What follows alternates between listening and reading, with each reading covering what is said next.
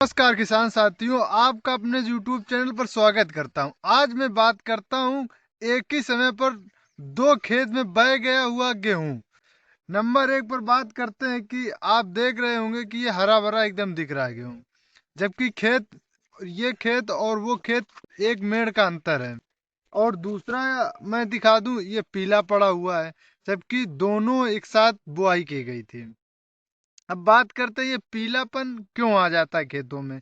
क्योंकि आज के समय में देखा जाए तो बहुत बड़ी समस्या इस समय दिख रही है। नंबर एक पर बात करते हैं पीलापन की। बात की जाए तो पीलापन पड़ना की क्लोरोफिल की कमी से हो जाता है। और देखा जाए तो जड़ों में इस समय माहू की समस्या आ रही, जिसे कहते हैं रूट एफिड। लगातार पानी भरे रहने से भी ये समस्या आती है।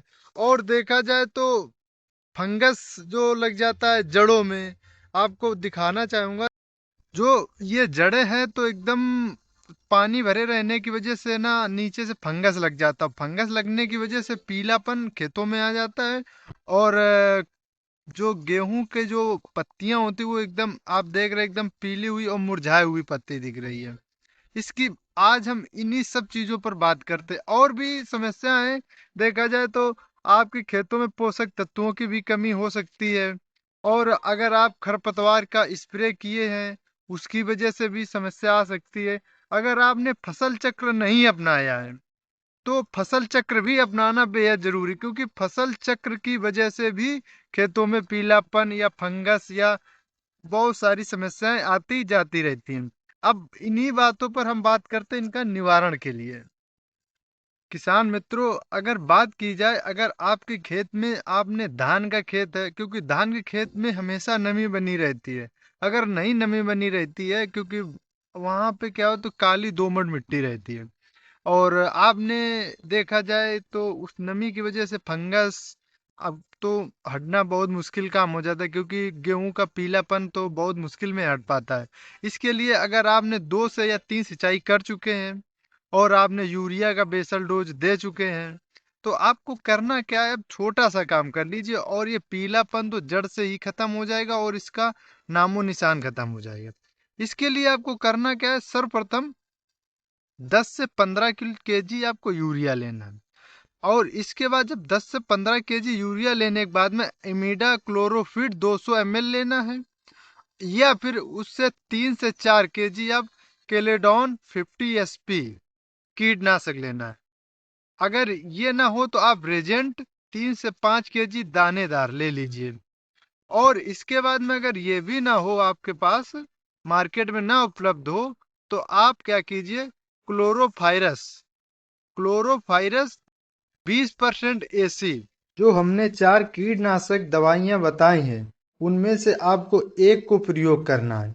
अगर आप सिंचाई करने के बाद में खेत में पानी भरा रहता है यानी फंगस लगा है, तो आप एक और इस दवा को आप मिला करके यूरिया के साथ छिड़काव करना है। थाइफिनोल मिथाइल या कार्बिंडा माइकोजैम 700 ग्राम आपको लेने के बाद में प्रति एकड़ के हिसाब से खेत में छिड़काव कर देना है। जब आप छिड़काव कर दें तो उसके बाद में आपको करना क्या है कि सिंचाई कर दीजिए। सिंचाई करने के बाद क्या होगा, जो यूरिया के साथ हमने जो कीटनाशक डाले हैं वो पानी के साथ नीचे चले जाएंगे। जब नीचे चले जाएंगे तो उसके साथ कुछ दिन बाद, जब खेत में आप 4 से 5 दिन हो जाए, पैर थोड़ा धसना कम हो जाए, तो आपको एक और काम करना है।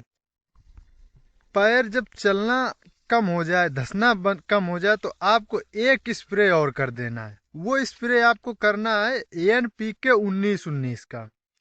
NPK 19-19 और एक आप टॉनिक ले लीजिए। किसी भी कंपनी का आप टॉनिक ले लीजिए या क्वेंटस ले लीजिए, सेजेंटा कंपनी का आता है। उसको आप खेत में जब स्प्रे कर दें, और स्प्रे करें जब तो शाम के टाइम स्प्रे करें। स्प्रे करने के बाद आप तकरीबन 7 दिन बाद अपने खेत का जब देखेंगे तो रंग और रूप चेंज मिलेगा आपको। कीले की समस्या अगर यानी ट्रिलिंग, या खेत में अगर देख रहे हैं कि एक ही कीला है और कीले की बहुत सारी खेतों में समस्या आ रही, तो उसके लिए आपको एक काम करना है। अगर सिंगल कीले हैं, किले नहीं हो रहे, तो आपको क्या करना है, एक छोटा सा काम। वो काम ये है, जिंक सल्फेट 21% और मैग्नीशियम सल्फेट लेना है आपको। आपको यूरिया के साथ मिला करके ना छिड़कवा देना है। तो इससे क्या होगा कि क्लोरोफिल की मात्रा बढ़ जाएगी। जब क्लोरोफिल की मात्रा बढ़ जाएगी और पोषक तत्वों की आवश्यकता थी वो बढ़ जाएगी। और जैसे ये पोषक तत्वों की आवश्यकताएं पूरी हो जाएंगी, तो एकदम खेत में हरा भरा गेहूं एकदम दिखने लगेगा। और जैसा आप दिखेगा, तो आप वैसे ही, जब हमने अपने खेत में ये दवा प्रयोग की थी और उन दोनों खेतों का आपको अंतर दिखा रहे हैं।